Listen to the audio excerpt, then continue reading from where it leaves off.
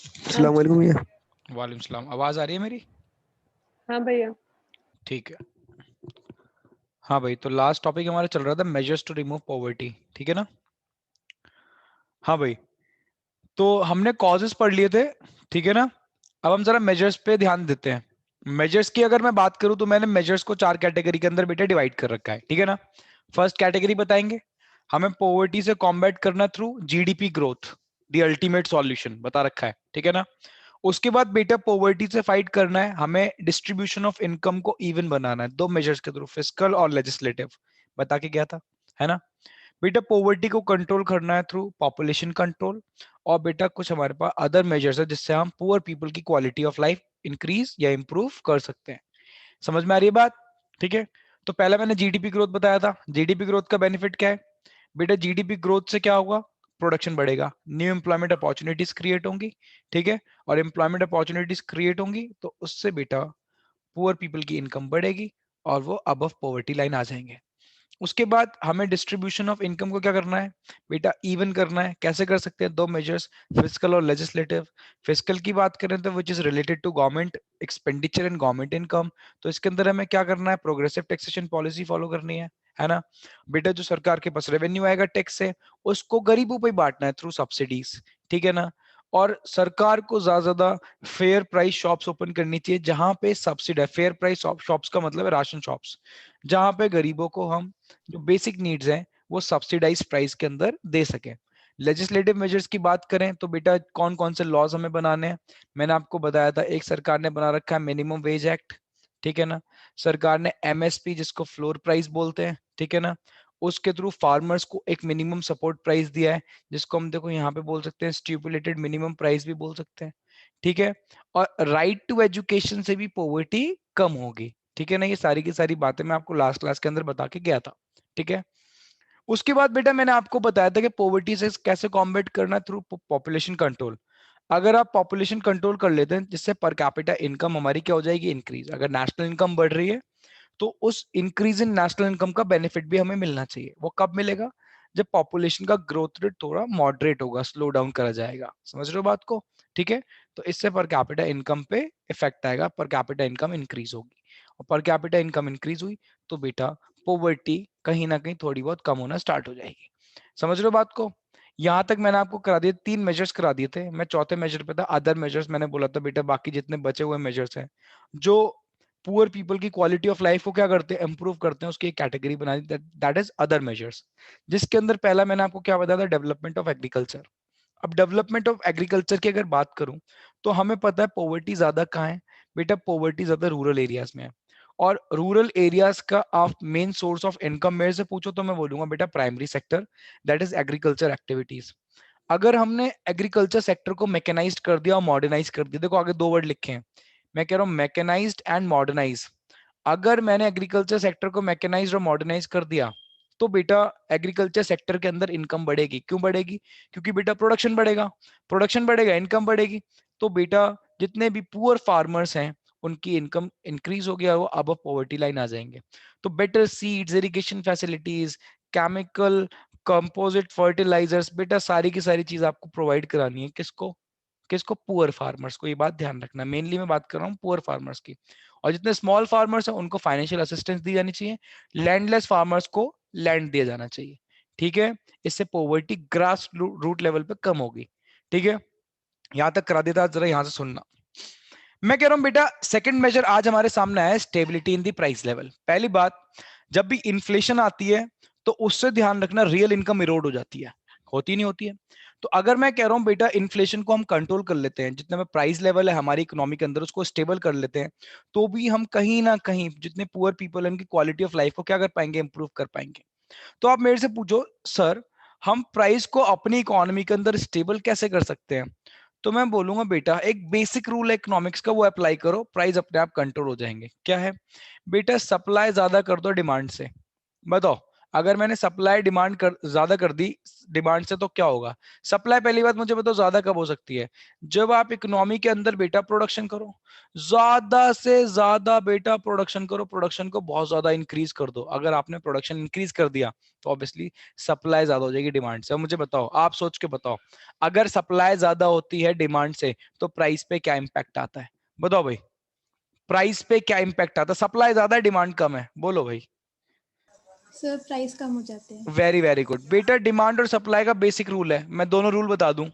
अगर किसी चीज की डिमांड ज्यादा हो जाती है सप्लाई से, खरीदने वाले बहुत खड़े हैं, ठीक है, खरीदने वाले बहुत हैं, बट उतना हमारे पास प्रोडक्ट नहीं है, तो बेटा ऑब्वियसली वो प्रोडक्ट महंगा बिकेगा। अगर मार्केट में डिमांड ज्यादा है तो बेटा, अगर डिमांड ज्यादा होती है सप्लाई से तो प्राइस क्या होता है? इंक्रीज होता है। बट इसका अपोजिट कर दो, वेरी गुड, इसका अपोजिट कर दो। मैं कह रहा हूं अगर बेटा सप्लाई ज्यादा कर दिया आपने डिमांड से, खूब प्रोडक्शन कर रहा है, खूब बहुत प्रोडक्शन हो रहा है इकोनॉमी के अंदर, ठीक है, तो बेटा ऑब्वियसली प्राइस क्या होने लगेंगे? प्राइस बेटा गिर moderate, very good, price down जाने लगेंगे। बात को समझ रहे हो? तो मैंने आपको एक बेसिक तरीका बता दिया, इकोनॉमी के अंदर एक अल्टीमेट सॉल्यूशन है। अल्टीमेट सॉल्यूशन है प्रोडक्शन बढ़ाओ। जितना ज्यादा प्रोडक्शन बढ़ाओगे वो सारी प्रॉब्लम को आपको सॉल्व करता चला जाएगा, एम्प्लॉयमेंट क्रिएट होगी, जीडीपी भी बढ़ जाएगा आपका, ठीक है, देखो इवन इन्फ्लेशन भी आप कंट्रोल कर पा रहे हो। तो अल्टीमेट सॉल्यूशन प्रोडक्शन इंक्रीज करना, ये बात ध्यान रखना, ठीक है। हाँ भाई, तो stability in the price level कैसे ला सकते हो? देखो लिखा, price stability is an essential prerequisite of poverty alleviation. बहुत इंपॉर्टेंट चीज है। कैसे? If prices continues to be rise, the standard of living of poor will continue to deteriorate. बेटा अगर प्राइस बढ़ते रहे तो ऑब्वियसली जो पुअर पीपल है उनकी क्वालिटी ऑफ लाइफ डेटोरेट होती रहेगी, कम होती रहेगी। तो प्राइस को कैसे स्टेबलाइज कर सकते हैं? देखो, पहला, when production of food grains and other goods of mass consumption is increased। तो पहला मुझे बताओ क्या करना है? पहला, प्राइस को स्टेबल करने के लिए यदि बताओ प्रोडक्शन इंक्रीज करना है। तो आप मेरे से पूछो सर इतनी सारी कमोडिटीज हैं, किस किस का? तो मैं आपसे बोलूंगा बेटा पॉवर्टी में हम सारी कमोडिटीज को काउंट ही नहीं कर रहे, है ना। मैंने आपको बोला बेसिक इसेंशियल कमोडिटीज, जितनी भी इसेंशियल कमोडिटीज है मास कंजम्पशन की, आप उसको अच्छे से प्रोड्यूस करो, उसका ओवर प्रोडक्शन करो, ताकि कम से कम वो तो सस्ती मिले लोगों को, है ना। पॉवर्टी के अंदर तो हम सिर्फ वही काउंट करते हैं और बाकी थोड़ी ना काउंट करते हैं। मैं थोड़ी ना कह रहा हूँ उनको मर्सिडीज कार चाहिए, उसको प्रोड्यूस करो एक्सेस में, नहीं बेटा, ठीक है। तो ऐसी कमोडिटीज जो मास कंजम्पशन की है, उसको हमें क्या करना है? उसको हमें एक्सेस में प्रोड्यूस करना है। सप्लाई बढ़ेगी ऑब्वियसली अपने आप ही धीरे धीरे प्राइस कम हो जाएगा। सुन रहे हो? ठीक है। सेकंड बताओ भाई क्या करें?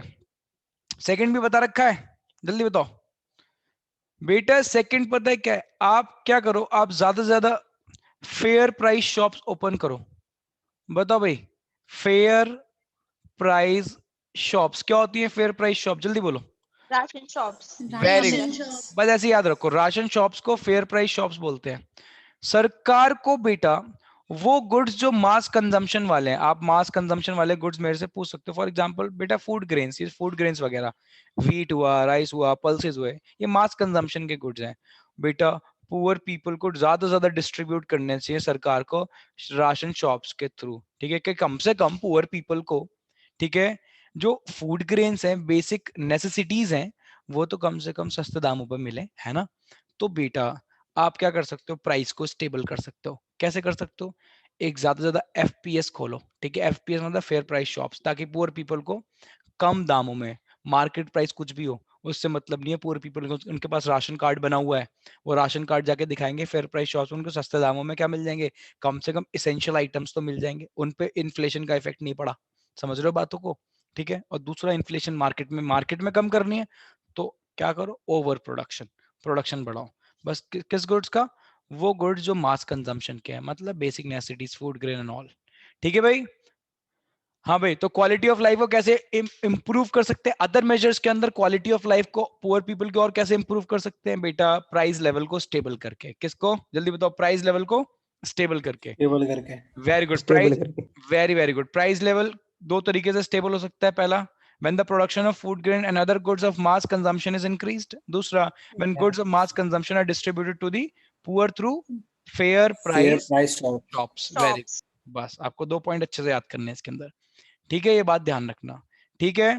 पहला फोकस किस पे करना है बेटा? ऊपर देखो, पहला फोकस किस पे करना है? एग्रीकल्चर सेक्टर पे, एग्रीकल्चर सेक्टर को मैकेनाइज मॉडर्नाइज करना है, ठीक है।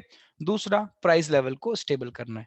आओ भाई, थर्ड पे आओ। ये सारी बातें आपको ऑलरेडी पता है, जब आप ऊपर से पढ़ते हुए आ रहे हो, आपको इतनी तो अंडरस्टैंडिंग अब डेवलप हो गई पॉवर्टी के बारे में कि वो कॉजेस क्या हैं और उनको हम कैसे कैसे इरेडिकेट कर सकते हैं, ये बात ध्यान रखना। हाँ भाई, पॉवर्टी को अगर इरेडिकेट करना है, ठीक है, कंप्लीटली बढ़िया तरीके से, अनएम्प्लॉयमेंट, बेरोजगारी खत्म कर दो, सबको दो ना जॉब, सबको दो जॉब, ठीक है। तो अब मुझे आप एक बात सोच के बताना, वैसे ढंग से दो चीज पूछूंगा, बल्कि एक चीज है, उसके अंदर दो पॉइंट्स हैं। मैं कह रहा हूं मुझे बताओ, रूरल या अर्बन दोनों एरिया में से आपको कहां लगता है कि गरीबी ज्यादा है, पॉवर्टी ज्यादा है? Rural. Rural areas. Rural area में। ये बहुत अर्बन ऑब्वियस, ये एरिया। बहुत, क्या क्या किसी ने कुछ बोला? ये बहुत sir obvious. Urban. Urban areas में बेटा, क्यों बेटा अर्बन एरियाज में पॉवर्टी क्यों ज्यादा है? सर रूरल में तो अंडर एम्प्लॉयमेंट है, अनएम्प्लॉयमेंट तो कम है। हाँ बेटे, but that is okay, but I asked for poverty, I never asked for unemployment. But unemployment poverty more like same thing, मैंने ऊपर बता रखा है, poverty is just the reflection of unemployment, ऊपर याद करा के आया हूँ।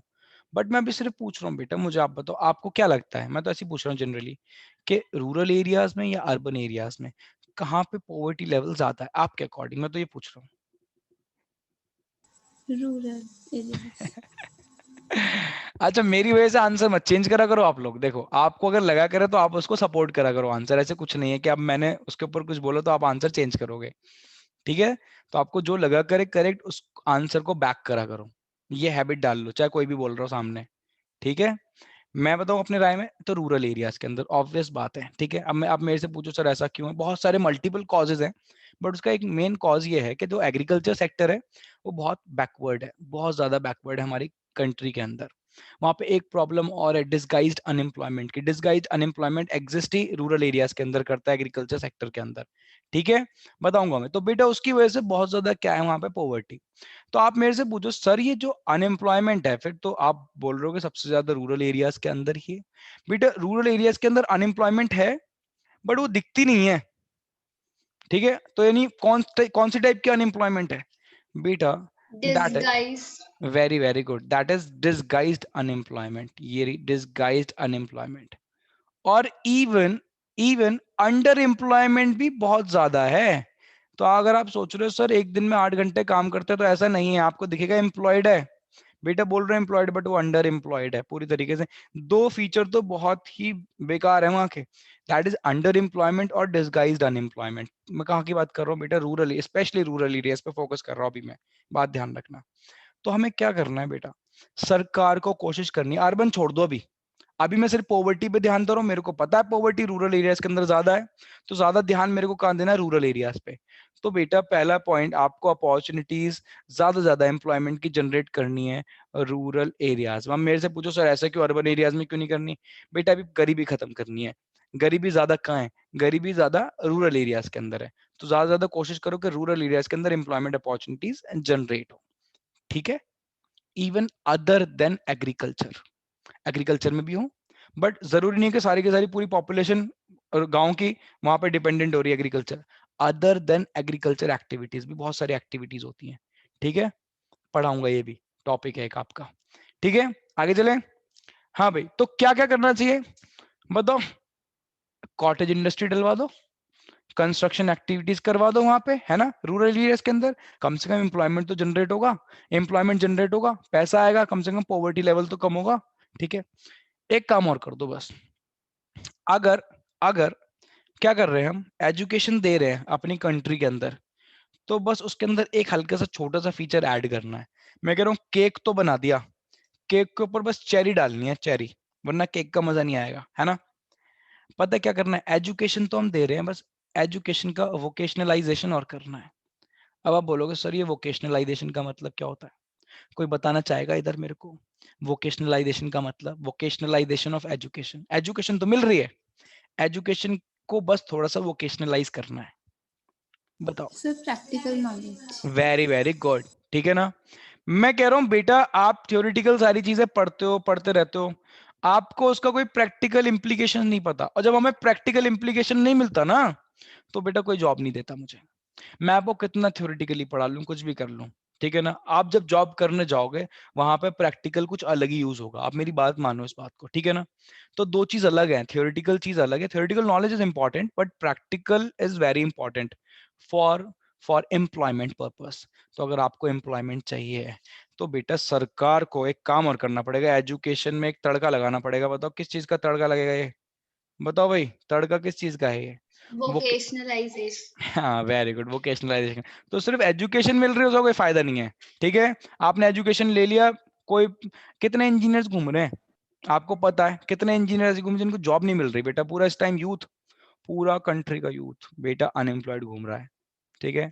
आपको पता होगा बिहार में इलेक्शन चल रहे हैं, किसी को पता है, मतलब होने वाले हैं, किसी को पता है बात? हाँ भैया पता है। थोड़ा हाँ बहुत, सर। हाँ बेटा थोड़ी ट्राई, मतलब एक वेरी गुड बेटा, इन सब चीजों के बारे में थोड़ी नॉलेज रखा करो। पूरा बिहार का जो इलेक्शन है ना, वो बेटा अनएम्प्लॉयमेंट पे लड़ा जा रहा है इस बार। इतनी कंट्री के अंदर बेरोजगारी चल रही है इस टाइम, पूरा बिहार का इलेक्शन जो है अनएम्प्लॉयमेंट पे लड़ा जा रहा है इस टाइम, ये बात ध्यान रखना, ठीक है। और आपको पता है बिहार एक ऐसी स्टेट है जो हमारे पूरे कंट्री के अंदर लेबर सप्लाई करती है ना, करेक्ट है बेटा। ध्यान रखना बिहार के अंदर भी पॉवर्टी और गरीबी बहुत ज्यादा है। रीजन क्या? Unemployment. Unemployment is a big reason of poverty. मैंने आपको बताया अनएम्प्लॉयमेंट एंड पॉवर्टी मोर और less same thing. Poverty just a reflection of unemployment, ठीक है। तो बेटा अनएम्प्लॉयमेंट खत्म कर दो, पॉवर्टी अपने आप खत्म हो जाएगी। और कहाँ पे, आप मेरे से पूछो सर अनएम्प्लॉयमेंट कहाँ पे खत्म करेंगे, मैं बोलूंगा रूरल एरियाज में। फिर आप मेरे से पूछो सर क्यों रूरल एरियाज में क्यों, मैं बोलूंगा बेटा वहां पे अनएम्प्लॉयमेंट, अंडर एम्प्लॉयमेंट और डिसगाइज्ड अनएम्प्लॉयमेंट बहुत ज्यादा है, ठीक है। तो गांव के अंदर कैसे खत्म करोगे? ज्यादा ज्यादा क्या एम्प्लॉयमेंट अपॉर्चुनिटी जनरेट करो। कैसे? बेटा कॉटेज इंडस्ट्रीज और कंस्ट्रक्शन एक्टिविटीज बढ़ाओ रूरल एरियाज के अंदर। और जितनी भी एजुकेशन दे रहे हैं भाई कंट्री के अंदर, उसको थोड़ा सा वोकेशनलाइज कर लो, ठीक है। ताकि बेटा हमारा जो यूथ है उसको क्या मिल पाए, एम्प्लॉयमेंट अपॉर्चुनिटीज मिल पाए, वो काम कर पाए, जॉब मिल पाए उनको इजीली। समझे भाई बात को? सुहानी बेटा रीड करना जरा जल्दी से पॉइंट, भैया कौन मतलब सारा ये वाला, हाँ बस, eradication of unemployment. eradication of unemployment. Special measures should be taken to eradicate unemployment, underemployment, and disguised unemployment. In this context, it can be noted that the opportunities of employment employment in rural areas must be fully explored. Cottage industries and construction activities should be encouraged in rural areas. Vocationalization of education should be given a higher priority to tackle unemployment among the educated youth. हाँ यहाँ पे educated youth इसलिए बेटा, education तो ले ली but फिर भी unemployed घूम रहे हैं। क्यों घूम रहे हैं? क्योंकि प्रैक्टिकल नॉलेज नहीं है। कितने गाजियाबाद के अंदर इंजीनियरिंग कॉलेज हैं, कितने इंजीनियर घूम रहे हैं जिनको जॉब नहीं मिली हुई है। तो एजुकेशन तो ले ली, जॉब नहीं मिलती क्योंकि प्रैक्टिकल एक्सपोजर जीरो है। हमारा एजुकेशन सिस्टम खराब, हाँ बट अब ठीक हो रहा है। जो नई पॉलिसी आई है उसके अंदर भाई बहुत ड्रास्टिक चेंज है, अच्छा लगा देख के। ठीक है भाई, इतनी बात समझ में आ गई। फोर्थ पॉइंट सुनो भाई, labour intensive technique of production. अब आप मेरे से बोलो सर टेक्निक ऑफ प्रोडक्शन कितने टाइप की होती है, मैं बोलूंगा बेटा दो टाइप की टेक्निक ऑफ प्रोडक्शन होती है, लेबर इंटेंसिव और very good, labour intensive and capital intensive. पहले सुन लो लेबर इंटेंसिव क्या है, कैपिटल इंटेंसिव क्या है। Labour intensive is technique of production in which labours are used in more proportion than capital. सुन रहे हो? And capital intensive is that technique in which capital मतलब machinery is used in more proportion than labor। ठीक है, सुन रहे हो बात को, समझ में आ रही है बात? अब इंडिया जैसी जगह जहां पे अनएम्प्लॉयमेंट की इतनी ज्यादा प्रॉब्लम है, वहां पे अगर आपने कैपिटल इंटेंसिव यूज कर ली, कैपिटल इंटेंसिव सिर्फ मशीन से काम होगा, अनएम्प्लॉयमेंट की प्रॉब्लम और ज्यादा एम्पलीफाई हो जाएगी, बहुत बढ़ जाएगी, एनहांस हो जाएगी। तो ऐसी जगह जहां पे अनएम्प्लॉयमेंट की प्रॉब्लम है या सिचुएशन है, वहां पे कभी कैपिटल इंटेंसिव टेक्निक हमें यूज नहीं करनी चाहिए। वहां पे सॉल्यूशन यही है कि आप labour intensive technique of production use करो, जहां पे लेबर्स ज्यादा यूज हो, मतलब मैन पावर ज्यादा यूज हो। मैन पावर यूज होगी तो ज्यादा ज्यादा एम्प्लॉयमेंट अपॉर्चुनिटीज जनरेट होंगी। एम्प्लॉयमेंट दे दो, लोग कह रहे हैं हम खुद हैंडल कर लेंगे गरीबी को, हमें बस काम दे दो करने के लिए। समझ रहे हो मेरी बात? ये कह रहा हूं मैं, ठीक है। तो labour intensive technique of production, it is of the opinion that India, यहाँ वर्ड सीधा देखो क्या यूज हो रहा है, इंडिया क्यों बोला भाई, इंडिया बोलो, बताओ इंडिया क्यों बोला। अब ये मत बोलना सर इंडियन इकोनॉमी पढ़ रहे हैं, यहाँ पे इंडिया क्यों बोला बेटा, इंडिया एक ऐसी जगह है जहां पे अनएम्प्लॉयमेंट की बहुत ज्यादा प्रॉब्लम है, समझ रहे हो मेरी बात को। और ऐसी जगह जहां पे अनएम्प्लॉयमेंट की प्रॉब्लम हो वहां पे कभी कैपिटल इंटेंसिव यूज ही नहीं करनी चाहिए, लेबर इंटेंसिव सॉल्यूशन है, ठीक है। तो labour intensive technique of production use करो जिससे लेवल ऑफ एम्प्लॉयमेंट बढ़े और पॉवर्टी कम हो, ठीक है। Its adoption will raise the level of employment and reduce the level of poverty in the economy. तो सर इसमें कॉस्ट भी तो ज्यादा आएगी, प्रोडक्शन कॉस्ट। नहीं बेटा, पता है क्या, देखो मैं बताता हूँ, एक बात और रह गई वो बता देता तो समझ में आ जाता आपको। हाँ ऐसी बात है, बट सब जगह नहीं है। बहुत जगह क्या होता है, लेबर कॉस्टली भी है, बहुत जगह लेबर चीप भी है। जब मैं labour intensive technique of production पढ़ाता था माइक्रो के अंदर, तो labour intensive technique of production का एक फीचर है, पहली बात लेबर इंटेंसिव जहाँ पे labours are used in more proportion than capital. It is advisable for those economies where there is unemployment and labor is cheap. ये पढ़ा था मैं, ठीक है।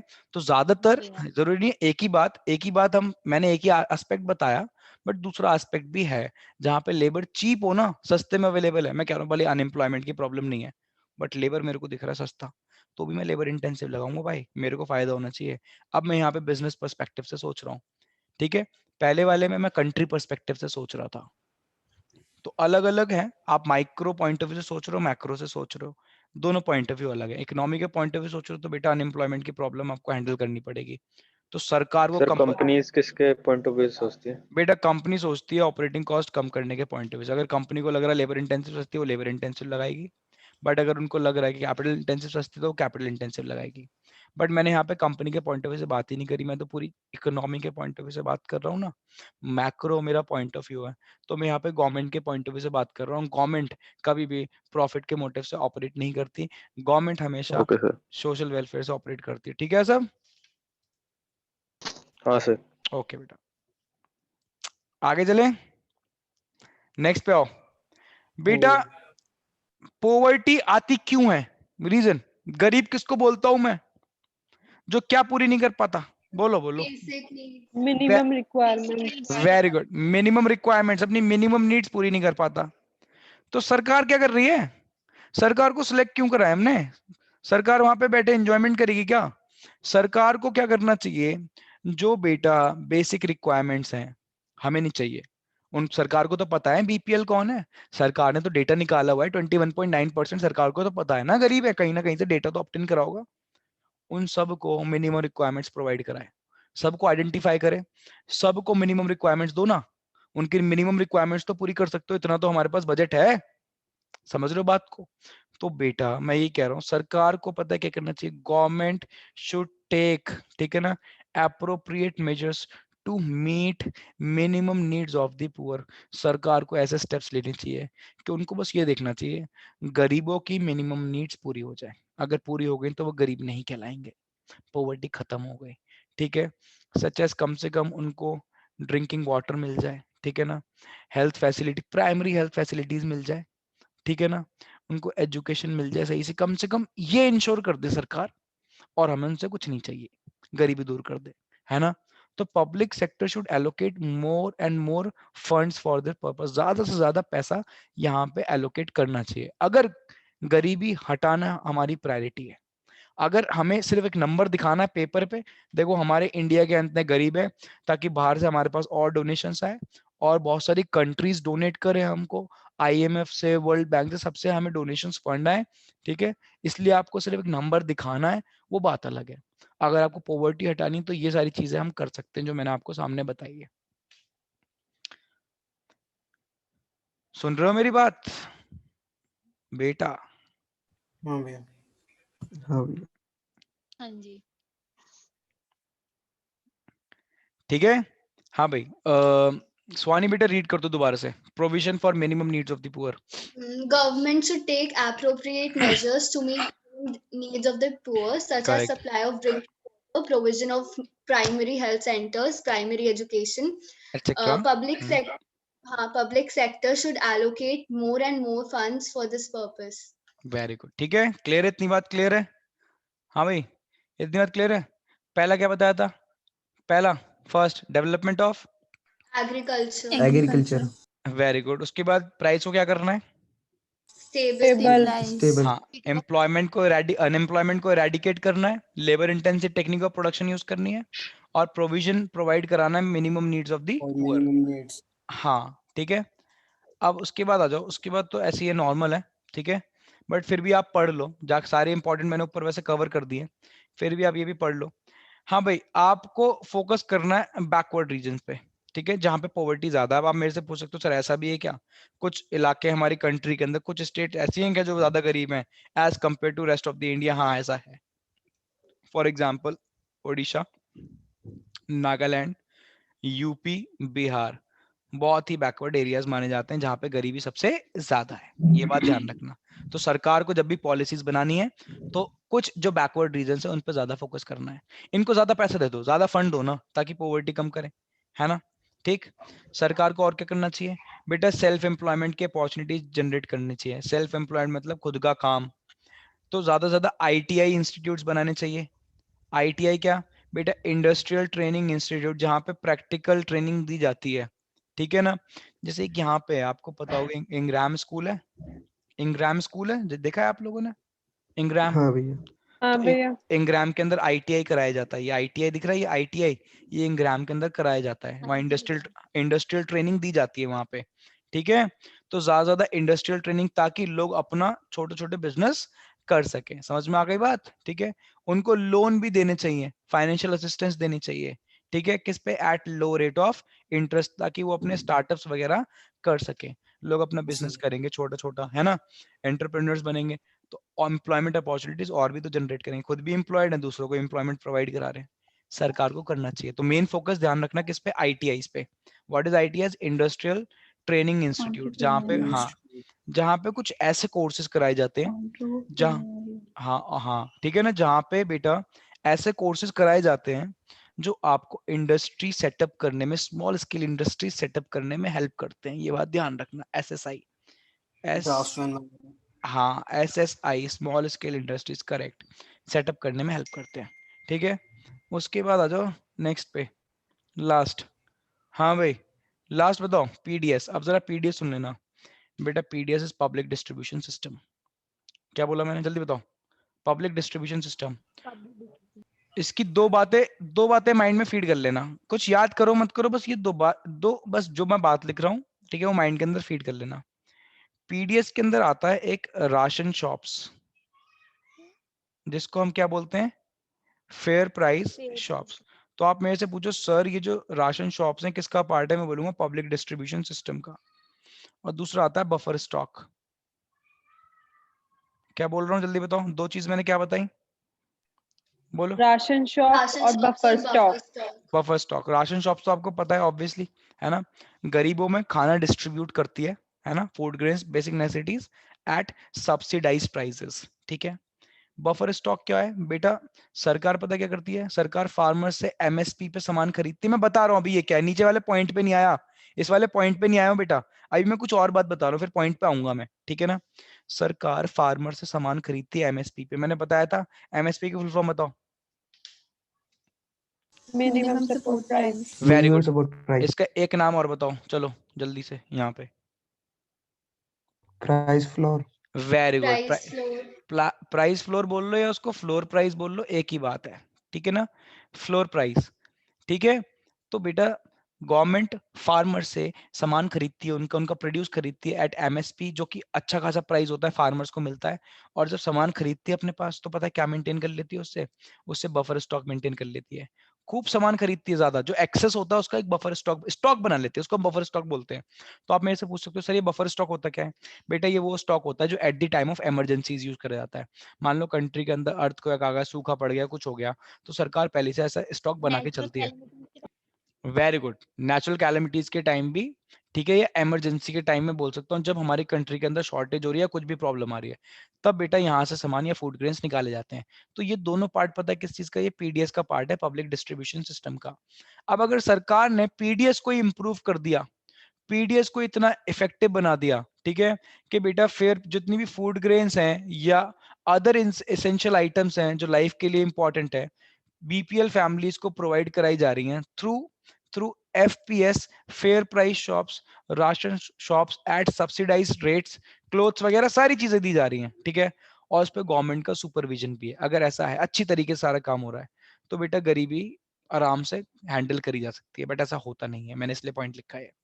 There are many leakages in the system of PDS. बहुत सारी leakages हैं, वो बेनिफिट गरीबों तक नहीं पहुंच पाता।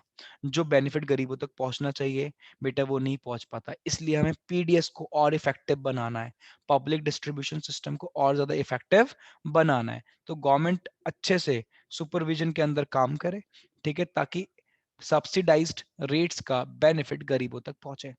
जल्दी से रीड कर दो सुहानी, भैया कौन सा वाला पॉइंट? लास्ट पॉइंट बेटा बस। Effective public distribution system and effective PDS must be in place for supply of food grains and other essentials of life to the BPL population of the country. Food grains and coarse cloth must be provided at subsidized rate through fair price shops under direct control and supervision of the government. ठीक है, direct control and supervision of government इसलिए लिखना पड़ रहा है क्योंकि बेटा there are many leakages in the PDS. तो उसको हमें क्या बनाना है, ठीक है, उसको हमें और ज्यादा इफेक्टिव बनाना है। ठीक है, बात को समझ रहे हो? ठीक है, क्लियर? जल्दी से बताओ, अगर मैं आपसे पूछूं कभी भी कि बेटा अदर मेजर्स बताओ, ठीक है, वो 3 कैटेगरी हटाओ, अदर मेजर्स मेरे को बताओ जिसके थ्रू मैं पुअर पीपल की क्वालिटी ऑफ लाइफ इंप्रूव कर सकता हूं। तो 5 तो टिप्स पे रखना, एंड के 3 मेरे को नहीं भी दे रहे हो मेरे को चलेगा, बट स्टार्टिंग के 5 बेटा टिप्स पे रखना। बताओ भाई, पहला बताओ। Agriculture. हाँ, डेवलपमेंट ऑफ एग्रीकल्चर, ठीक है। उसके बाद Stability of price level. Stability in the price level. हाँ, प्राइस लेवल में कैसे स्टेबिलिटी मेंटेन करोगे? 2 पॉइंट, जल्दी जल्दी। क्या Food करके? grains की production बढ़ा के। Very good. दूसरा, एफपीएस के थ्रू डिस्ट्रीब्यूट करके। राशन शॉप्स में। हाँ, एफपीएस के थ्रू डिस्ट्रीब्यूट करके, वेरी गुड। अच्छा, उसके बाद हमें एराडिकेशन करना है एम्प्लॉयमेंट का, ठीक है, सॉरी अनएम्प्लॉयमेंट का। कैसे करोगे? कैसे करोगे? रूरल एरियाज में employment opportunity generate, employment opportunities, cottage industries और vocalization of vocationalization of और education. कौन कौन सी इंडस्ट्रीज ओपन करोगे? Cottage and construction. Cottage Very and good. construction. Very good. उसके बाद कौन सी टेक्निक ऑफ प्रोडक्शन यूज करोगे? Labor intensive. Labor what intensive. Is labour intensive? What is labour intensive technique in which labour? Sir इसमें labours का ज्यादा use हो machinery से। Very good. अब मेरे को रिस्पॉन्स आ रहे हैं, अब मेरे को बढ़िया लग रहा है। Where labours are used in more proportion than capital. अच्छा, एक बात बताना, it is advisable for those economies where there is dash Poverty, unemployment. unemployment, where there is and labor is dash Cheap. Very good, ठीक है ना। अच्छा, उसके बाद बताओ क्या प्रोविजन प्रोवाइड कराओगे मिनिमम नीड्स का? Minimum needs. needs, अच्छा, एग्जांपल देना मिनिमम नीड्स के, सरकार को करना चाहिए ऐसा minimum drinking water, Drinking water. primary health Health center. center. Primary education. Primary education etcetera. Correct. किसी को ऐसा तो नहीं लग रहा कि सर आपने ये ड्रिंकिंग वाटर लिखवा रखा है? हाँ बेटा, ड्रिंकिंग वाटर। अभी आपको तो सोचने में ऐसा लग रहा होगा सर ये भी कोई नीड है क्या, सबके पास एक्सेस है ड्रिंकिंग वाटर की? ऐसा नहीं है, ऐसा नहीं है, ये बात ध्यान रखना, ठीक है। तो we are the privileged one कि हम इजीली, हमारे पास एक्सेस है ड्रिंकिंग वाटर का, सबके पास नहीं है, नहीं होता। हाँ, ठीक है। उसके बाद बैकवर्ड रीजन पे, बैकवर्ड रीजन 4 रीजन लिखवाए हैं, नाम याद कर लो। बैकवर्ड रीजन जो है 4 बताओ। पहला Odisha, UP, Bihar, Nagaland, Bihar, UP and Bihar. Nagaland. अभी आगे इंटरस्टेट कंपैरिजन कराऊंगा तो वहां बताऊंगा, इनके दोबारा से नाम लूंगा। इनसे बेटर स्टेट है पंजाब और हरियाणा, ध्यान रखना, इनसे बेटर है स्टेट से। अभी दिखाऊंगा आगे फिगर्स आपको अच्छी खासी। उसके बाद बेटा अपॉर्चुनिटीज डेवलप करनी है सेल्फ एम्प्लॉयमेंट की, कैसे? आईटीआईज डेवलप करके। आईटीआई की फुल फॉर्म क्या होती है? Industrial training institutes. Training institute. हाँ, इससे क्या डेवलप होगा बेटा? स्मॉल एंटरप्रेन्योर्स डेवलप करे जाएंगे, ठीक है ना, वो स्टार्टअप वगैरह अपने ओपन करेंगे। और हमें पीडीएस को क्या बनाना है? पीडीएस को क्या बनाना है? पीडीएस को क्या बनाना है? मोर इफेक्टिव, बोलो ना, पीडीएस को क्या बनाना है? More effective. पीडीएस के अंदर 2 बातें आती हैं। पीडीएस मैंने अभी बता दी, एक जगह आएगा वहां पे पढ़ाऊंगा, इसलिए मैं कह रहा हूँ आपसे पूछूंगा। पीडीएस के अंदर 2 मेन बातें होती हैं, बताओ क्या क्या? Public distribution system. Ration shop और ration shop, buffer Buffer stock. shop. Very good. Buffer shop नहीं, बफर स्टॉक है, ध्यान रखना, ठीक है। स्टॉक। हाँ, बफर स्टॉक है, ठीक है। आ जाओ भाई, जरा ट्रेंड पे आ जाते हैं। ट्रेंड वैसे इंपॉर्टेंट तो नहीं है, बट फिर भी मैं आपको एक डेटा याद कराऊंगा, बस वो डेटा आपको याद करना है। मैंने डेटा तो आपको सारा दे रखा है, 61 से लेके डेटा दे रखा है मैंने, जहां तक आपको पढ़ना है। वही 11-12 तक का डेटा।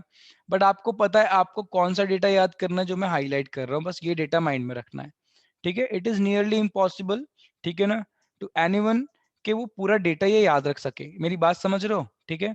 तो ये डेटा याद करने की आपको जरूरत नहीं है। जो डेटा याद करने के दैट इज 21.9 वो मैंने आपको ऊपर ऑलरेडी याद करा दिया है।